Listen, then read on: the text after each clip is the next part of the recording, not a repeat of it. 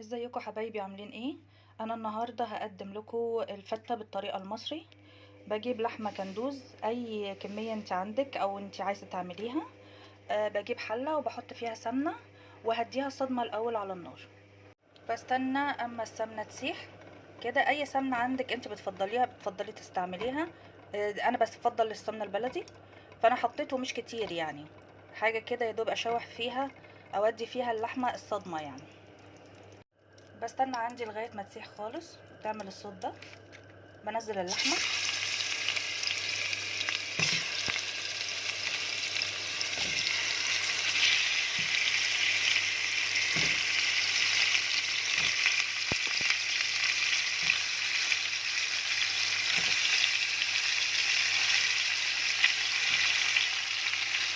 بالمنظر ده.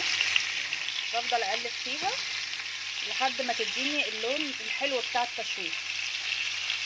نخلي بالنا ان انا بحمرها قوي، وكل ده انا شغاله على نار عاليه علشان الصدمه بتاعتها تبقى كده في التمام يعني. تمام. بحط فلفل اسود،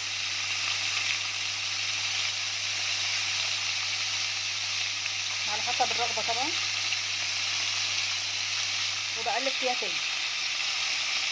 بفضل اقلب فيها لغايه ما ادتني اللون ده. بنزل بعدها ببصله وورق لورا. عايزه اقول لكم الريحه قمر قوي، حلوه جدا. وبرده بشوح فيها بعد البصله تاني بالمنظر. هي كده اتحمرت قوي عندي. بنزل عليها بميه من الكتل، ميه مغليه عندي. بنزل عليها بالمنظر ده، بغطيها وبيفيض شويه يعني. انا عايزه كميه شوربه حلوه. تمام. بسيبها كده. بعد النار بقى ما كانت عاليه بوطي النار خالص واسيبها بقى تستوي براحتها كده بالمنظر ده. بغطي الحله وبسيبها براحتها خالص خالص. بالنسبه للعيش بتاع الفته، انا قطعته بالمقص بتاع المطبخ وحطيت عليه حتت سمنه كده زي ما انتم شايفين.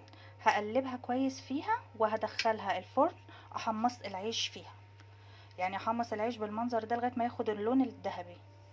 هبتدي بقى هنا اعمل الرز.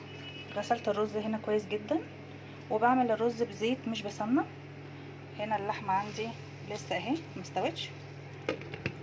تمام. هشتغل انا بقى في الرز لغايه ما اللحمه تستوي، اللي هي طريقه مختلفه شويه في الرز، يا رب تعجبكم. هو انا بستنى اما الزيت يسخن، وبعدين ليه بعمله بزيت؟ بعمله بزيت عشان يطلع مفلفل معايا. انا مش بحب احط السمنه، لان السمنه لو هو برد هتلاقيها جمدت منك والرز مش مفلفل. بحط شويه رز الاول، ما تقلقوش. انا عارفه ان الرز الفته بيبقى بالشعريه، انا هحط الشعريه برضو بس هقول لكم احطها امتى. بقلب فيه لحد ما لونه يبقى ذهبي. هنا استنيت على الرز لما اخد اللون الذهبي الحلو ده. بعد كده احط بقى الشعريه كده بالمنظر ده، الكميه اللي انت عايزاها، وهخلي الاتنين ياخدوا نفس اللون. الطريقه دي هتعتمدوها في الرز على طول، لان بيطلعوا مفلفل والواحده بوحدتها بتطلع تحفه تحفه. الرز فعلا بيبقى هايل وريحته جميله قوي. هنا بعد ما الاتنين اخدوا نفس اللون ونفس الدرجه اهي، بحط الرز الباقي عندي. بعد ما قلبته كده بالمنظر ده كله مع بعضه، بحط ملح. بحط الملح كده، طبعا الملح حسب الرغبه وحسب ما انت بتحبيه. ارجع اقلب تاني. انا عايزه كل رزايه تتغلف بالزيت عشان تبقى مفلفله. انزل كل اللي حوالين داير ده عشان ما يتحرقش مني. هبتدي اقلب كده. انت هتحسيه ان هو نشف يعني كده، خلاص كده اتغلف خلاص. بكون محضره ميه سخنه، بنزل عليه كده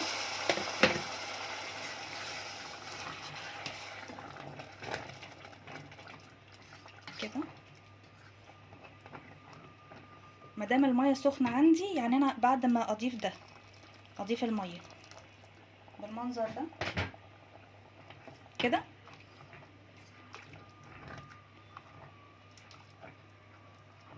اغطيه واوطي عليها بس.